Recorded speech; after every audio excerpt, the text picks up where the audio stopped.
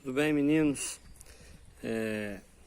Gostaria de estar comentando com vocês, estar estudando com vocês hoje, sobre a crise do Império.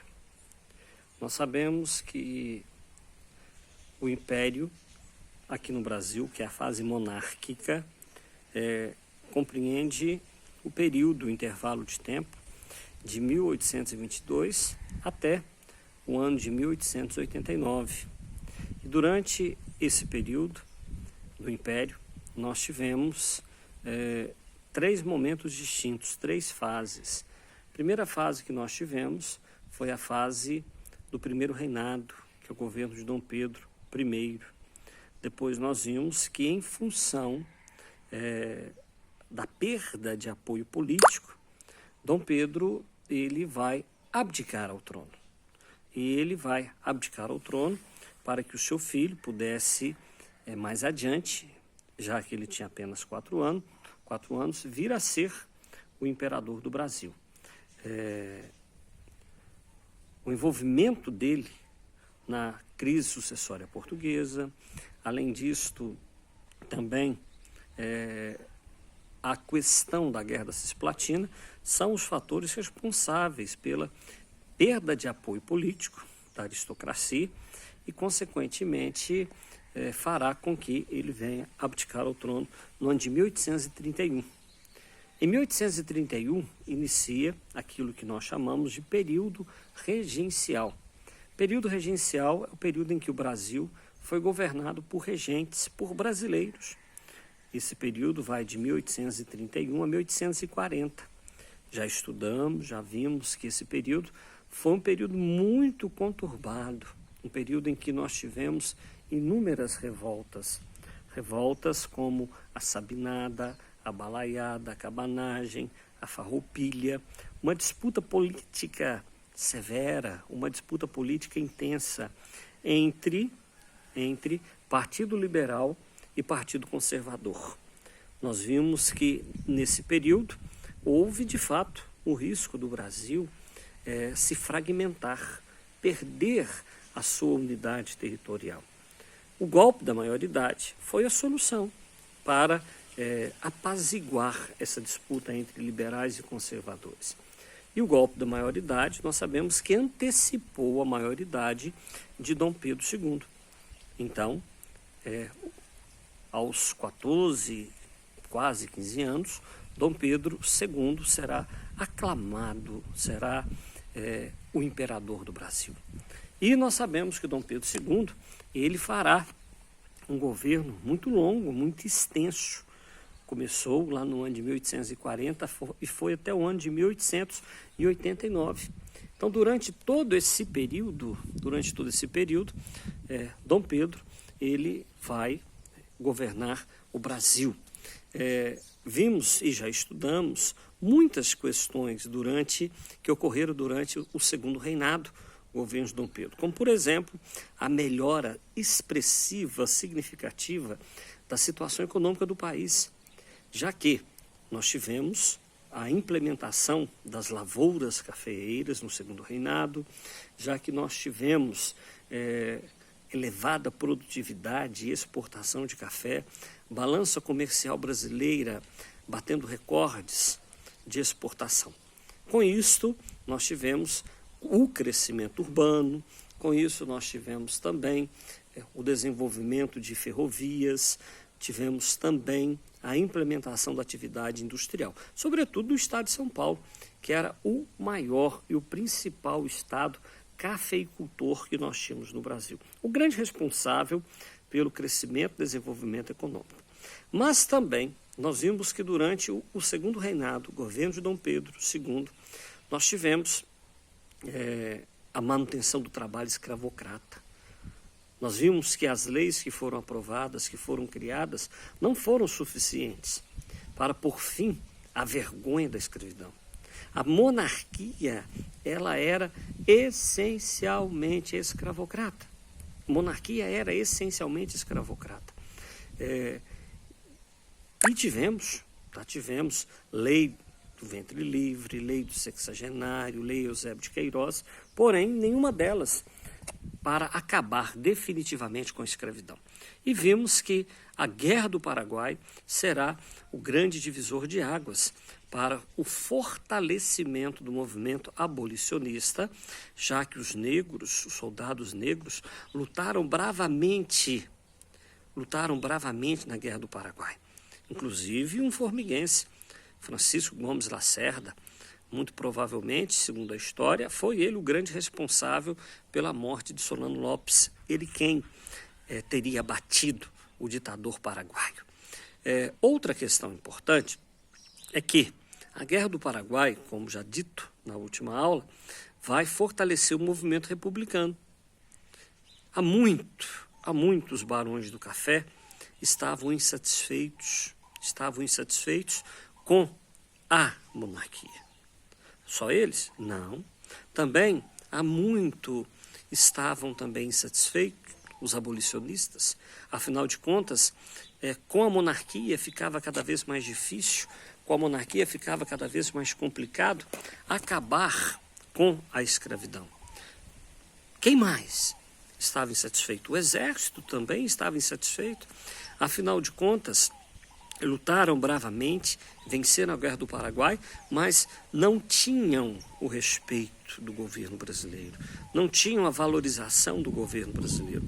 E também nós vamos ver que a própria Igreja Católica também se manifestou de forma contrária à monarquia. Então nós vamos ter aquilo que nós chamamos crise do Império. A crise do Império fará com que o Império venha a ruir. A crise do Império fará com que o movimento republicano, dia após dia, se fortaleça, até que a República venha a ser proclamada pelo Marechal Deodoro da Fonseca no dia 15/11 de 1889. Vamos entender um pouco mais sobre essa crise da República. Eu diria para você que a crise da República, ela está alavancada, sustentada, alicerçada em 4 questões. Primeiramente, nós temos a questão abolicionista. Já expliquei, mas quero apenas destacar mais um pouquinho. Os abolicionistas, defensores do fim da escravidão, eles não viam outra saída para acabar com a escravidão, a não ser acabar com a monarquia. Não viam, porque na sua essência, o DNA da monarquia era escravocrata. Então, eles começaram. Se para acabar com a escravidão, nós temos que defender a República, vamos defender a República. Se para acabar com a escravidão, nós temos que acabar com a monarquia, que venhamos acabar com a monarquia. Nós queremos o fim da escravidão, se necessário for, nós vamos refundar o Estado. E os abolicionistas assumiram a defesa do movimento republicano como meio, como forma de acabar com a escravidão. E de fato nós vamos verificar que às vésperas da proclamação da República, quando perceberam que seria inevitável a proclamação da República, tentaram enfraquecer o movimento republicano com a abolição da escravidão no ano de 1888, um ano antes do fim da monarquia, um ano antes da criação da República. Então, nós temos os abolicionistas como grandes defensores da República e como adeptos daqueles que queriam o fim da monarquia, porque para eles a monarquia era essencialmente escravocrata. Além da questão abolicionista, nós temos uma segunda questão que vai fazer com que o movimento republicano se fortaleça e, consequentemente, a monarquia vem a acabar e a república proclamada. A segunda questão é uma questão de natureza religiosa. Nós tivemos um problema, um atrito entre a Igreja Católica e o governo monárquico de Dom Pedro II. Qual foi a questão que nós tivemos entre Igreja Católica e governo de Dom Pedro II? O fato é que o Papa da época, ele havia publicado um documento, uma carta que nós chamamos de carta encíclica, e esse documento papal proibia que membros da maçonaria participassem da Igreja Católica. O Papa da época, ele publicou esse documento proibindo que maçons viessem a participar, por exemplo, dos sacramentos, como por exemplo da Eucaristia. E aqui no Brasil, a maçonaria estava muito bem estruturada durante o governo de Dom Pedro II. Grande parte dos membros do governo de Dom Pedro II eram membros da maçonaria. E os bispos católicos aqui no Brasil decidiram, e eles não tinham outra escolha, eles decidiram cumprir aquilo que o Papa havia determinado, aquilo que o Papa havia estabelecido. E aí nós vamos verificar, sobretudo, o bispo de Belém, lá no estado do Pará, ele vai impedir, ele vai negar a participação, a distribuição e a participação dos sacramentos aos membros da maçonaria. E isto fez com que um conflito entre Igreja Católica e governo de Dom Pedro II viesse a se estabelecer. E Dom Pedro ficou insatisfeito. Dom Pedro mandou, inclusive, prender alguns bispos católicos por essa postura, que, na verdade, não era uma postura pessoal, era uma postura institucional. Os bispos estavam tão somente cumprindo aquilo que o Papa havia estabelecido, aquilo que o Papa havia determinado. E com isto, uma indisposição, um conflito se estabelecerá entre Igreja Católica e Dom Pedro II, Igreja Católica e monarquia. E a partir de então, a Igreja Católica passa também a defender o fim da monarquia e a proclamação da República. Então veja que já temos dois grupos muito fortes. Imagine você, a Igreja Católica na época, defendendo o fim da monarquia, proclamação da República, e também os abolicionistas, aqueles que queriam o fim da escravidão e que entendiam que para acabar com a escravidão era necessário acabar com a monarquia. Outra questão, outro grupo que se juntará à Igreja Católica e aos abolicionistas será justamente os grandes produtores de café do oeste de São Paulo.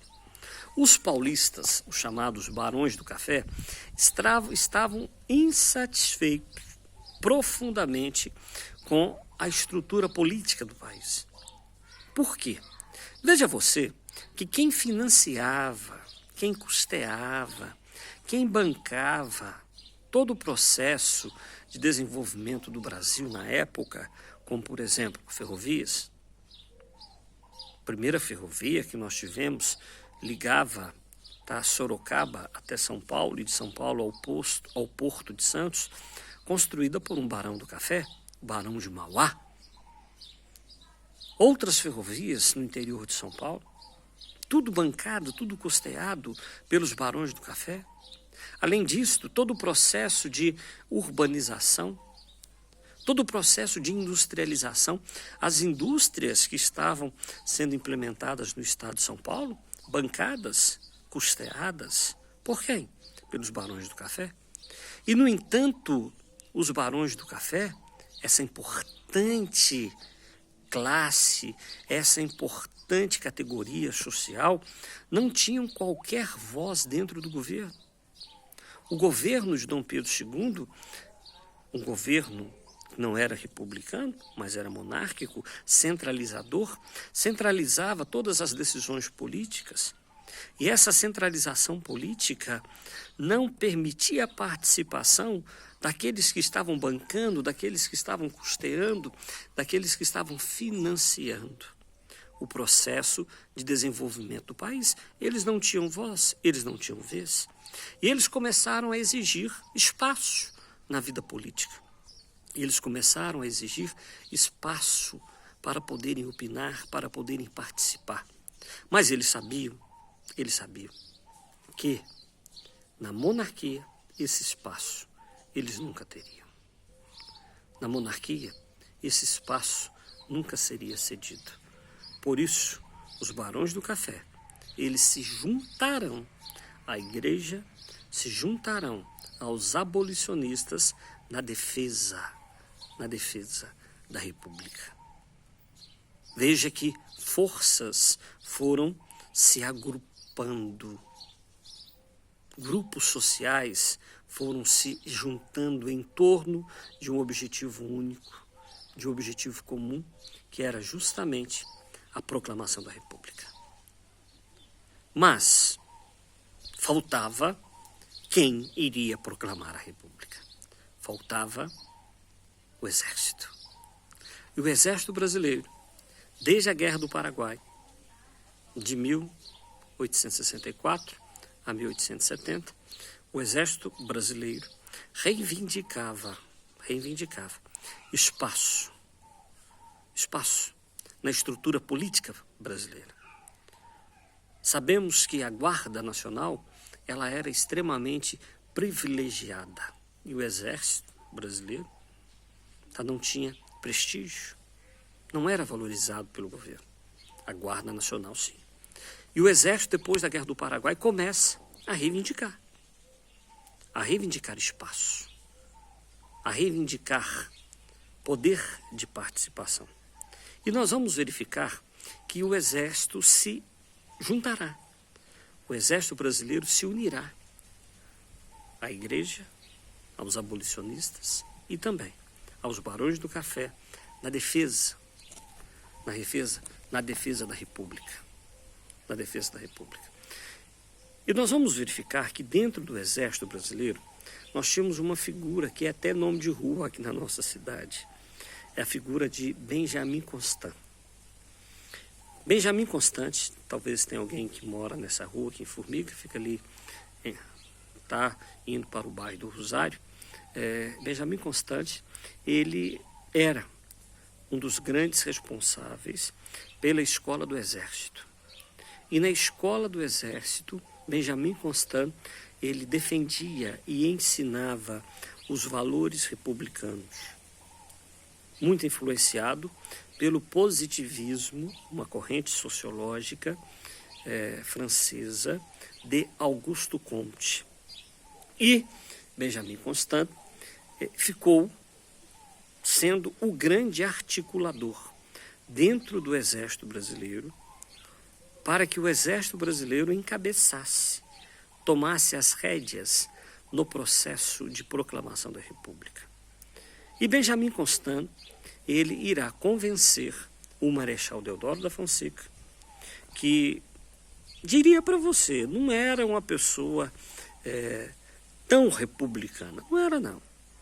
Até posteriormente, quando presidente do Brasil, Deodoro da Fonseca vai se mostrar uma pessoa autoritária, centralizadora, ou seja, não tinha muitas características republicanas, mas ele era uma pessoa extremamente respeitada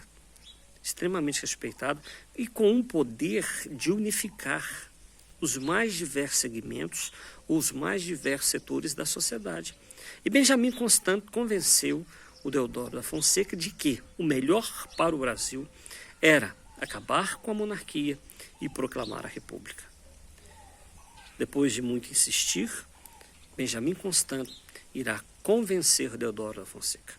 E Deodoro da Fonseca, no dia 15 de novembro de 1889, ele vai proclamar a República. É o dia que celebramos a proclamação da República. Então, com a proclamação da República, nós tivemos o fim da monarquia. A propósito, é bom dizermos aqui que Dom Pedro II, numa tentativa de impedir a proclamação da República, ele irá ceder. e ele irá ceder assinando a Lei Áurea no ano de 1888. Mas, neste momento, somente acabar com a escravidão tão tardiamente já não era mais o suficiente para que a República fosse proclamada. E a República, coisa do povo. É esse o significado. Um sistema, uma forma de governo que valoriza a participação do cidadão e a não centralização do poder. Muito pelo contrário, a República ela defende a tripartição do poder, a divisão do poder entre legislativo, executivo e judiciário. E aí tem início, portanto, a história republicana do Brasil. A história republicana começa então em 89 e prossegue até os nossos dias. Durante todo esse período, nós tivemos fases distintas na República Brasileira. O primeiro momento é chamado de República da Espada. Segundo momento, de República Oligárquica, ou República dos Coronéis, República do Café com Leite. Depois tivemos um período conhecido como Era Vargas. Depois tivemos aquilo que chamamos de República Liberal que acaba com o golpe militar de 31 de março de 1964, iniciando aquilo que se chama de República Militar, que acaba em 85. Em 1985 tem início a fase que vivemos, que é a fase da Nova República. Por hoje é isto. Um abraço. Fiquem todos com Deus.